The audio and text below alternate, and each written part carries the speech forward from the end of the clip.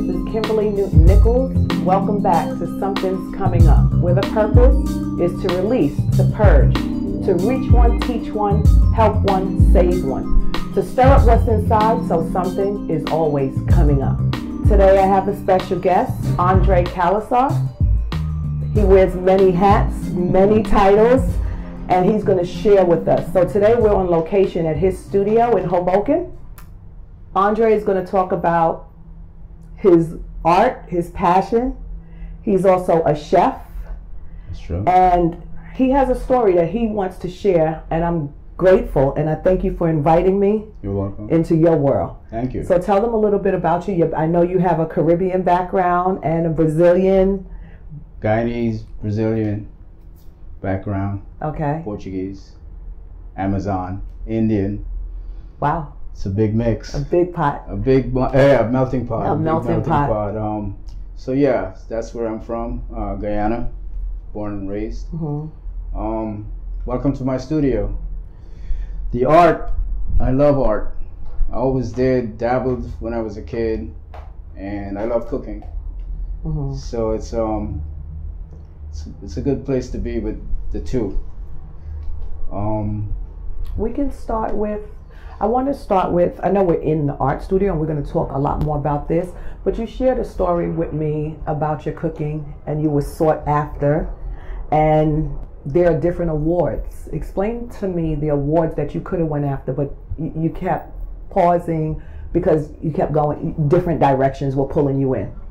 So basically, I mean, we all want things, but sometimes we want it all, but we don't know how to get there. And I guess I was one of those persons. Right. You know, like I wanted to do this, I wanted to do that, and I was pulled here, I was pulled there.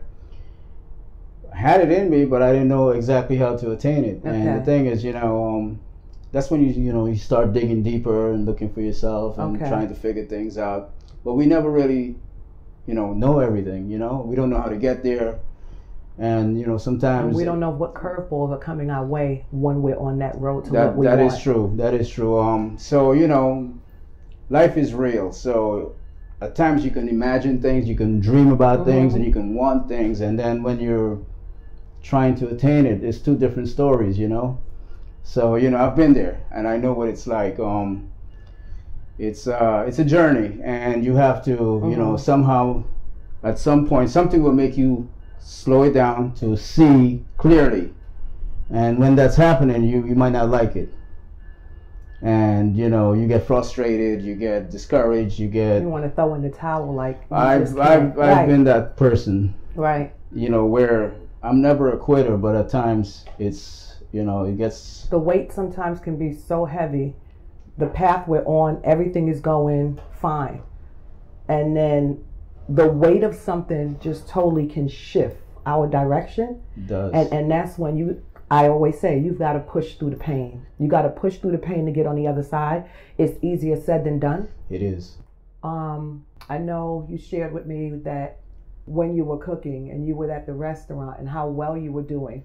And then I know you've had a few losses in your life. Yeah. And relatively close together. Yeah, that's and that's one of the reasons for the being the chef that got shifted for you. So I have a brother that's he has traumatic brain injury, and my mom and I were taking care of him, right. And we shared responsibilities, right. And he lived primarily with her. Okay. And she so we switched up. Like, she lived in Florida, I lived in Jersey, so he would commute. Okay. So when he got bored in Florida, he would come to Jersey. Okay. And we would exchange responsibilities.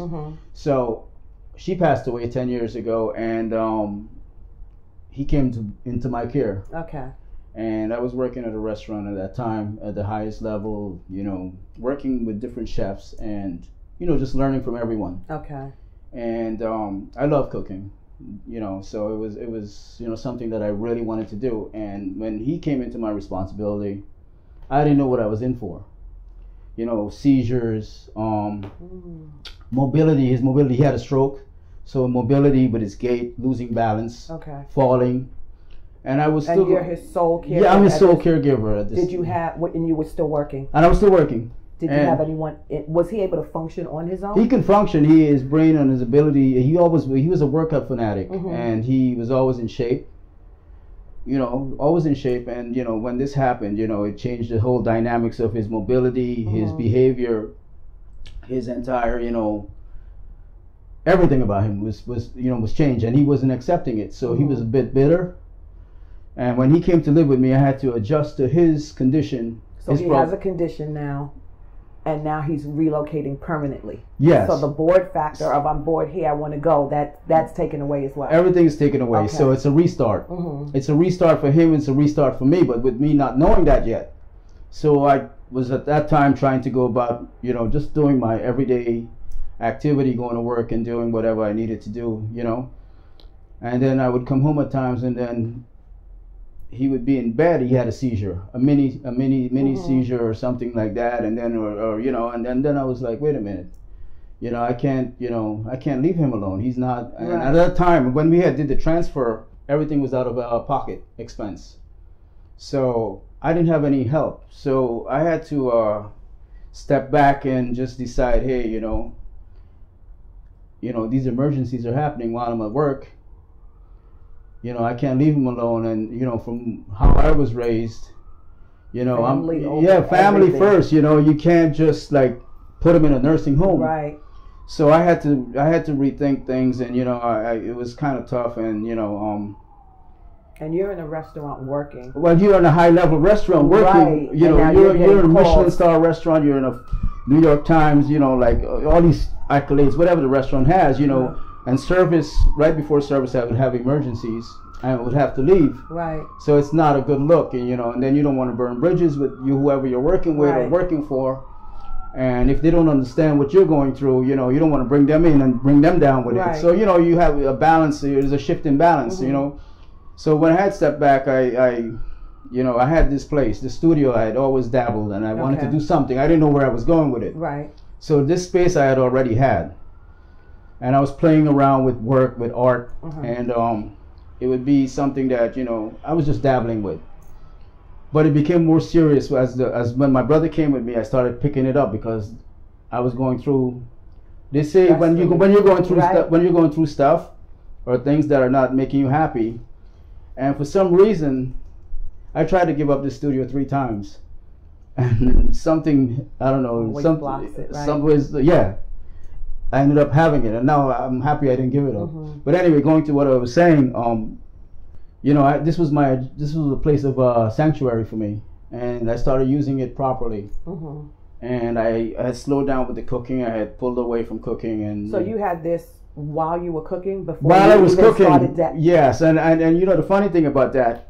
As a studio, what purpose did it serve at that point for you? It was a studio, but it wasn't like this. Okay. It was just like one piece I was like doing for about a month or so. Like your getaway, my hobby. Getaway, yes. And I would go to work and then come here and then go home. But I wasn't serious about it.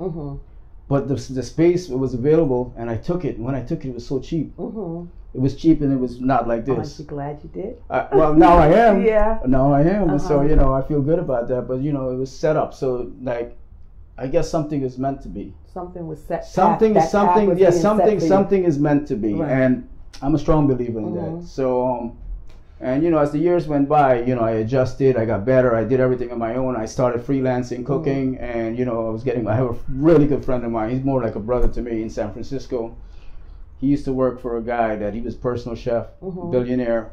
He always flew me out to give me jobs, so he helped me out, and he's a really good friend of mine. Aaron Grosskopf, one of the best guys, good quality people. And those are hard to come by. Yeah, he's truly like a brother to me. But just from me speaking to you and meeting you these few times, you're very humble. Like you mention things and then you just breeze over it like it's not a big deal, right? The thing is, I find that, life throws you a curve, and you gotta stay humble. But that's how your blessings flow. You gotta process stuff, and you gotta embrace it, whether you like it or not for the moment. And it can be hard. And the thing is, there's many times I've broken here, and even when I just met you, I had a few tough days, And you know, I know you were saying that it was like hard. you go in and your brother's trying to pack up and leave. He's had enough of this. You know, it's a reality show. You know, so you got to laugh at things sometimes. Right. But yeah, and then you know, but as time went on, you know, I adjusted and I started coming here more frequently, and I became, you know, started paying more attention. But I feel sometimes that's the way, you know, God lines things up. You know, slows you down, speeds you up, you know, makes you feel like, you know, feel things. It's almost like you're doing well. Something happens, you have a setback, and then you bounce back from it, you move forward. Yeah. And then you think, oh, I got through that, and then something heavier comes and knocks you right back. And you kind of feel like I just can't come above water. Well, the thing is, you know, the struggle, right? Like, you know, finances was one of my major concerns. And, you know, not knowing how to pay the rent, how, you know, being broke is, you know, my bank account zeroed out. And the term, literally struggling artist, right? Well, yeah, that too. Yeah, I you know, everyone was like, hey, man, you chose the wrong profession. You know, it's like, at you know. any point, did you say, okay, I've got to get a 9 to 5. I've got to find. Well, the thing was, you know, with my friend being in San Francisco, when he was in San Diego at the time, he'd fly me out. Like, he'll try to get me as much work as I can, and he worked for like top guys, like billionaires, not millionaires, billionaires. So he cooked for them, and he would always get me a good pay scale. So that helped me like pay my rent. Right. As soon as I got the money, it went right to whatever expenses. But when you're going back and forth, where's your brother? Okay, so now I formulated a plan for that, because you get better at things after you know, you go through the hardship, you become better at handling situations. So I had a friend of his that would come help me out. He'll stay with him, and then that would give me time to go do what I have to do, work for about a week or so, and then come back. Okay. So, you know, started learning stuff, because you adjust. Right. You know, that's how, you know, we are as humans. Either you go down or you just you're forced literally forced into it, right? Yeah. So so I started getting better at stuff like that, and you know, I started working out. So, and then just, you know, we're good now. But, you know, I get my days. He's usually going back to Florida all the time, packing his bags, and you know, I'm like, where are you going? Well, I'm going back to Florida. I mean, I say, well, I'd like to go with you, but, you know, just, you know, stay here. He needs that escape. He wants that break. Yeah. So. And I know you lost your mom. Yeah. Your brother came to live with you. Yeah, that was. And then, as I came to meet you, you were hit again. Oh, I got hit.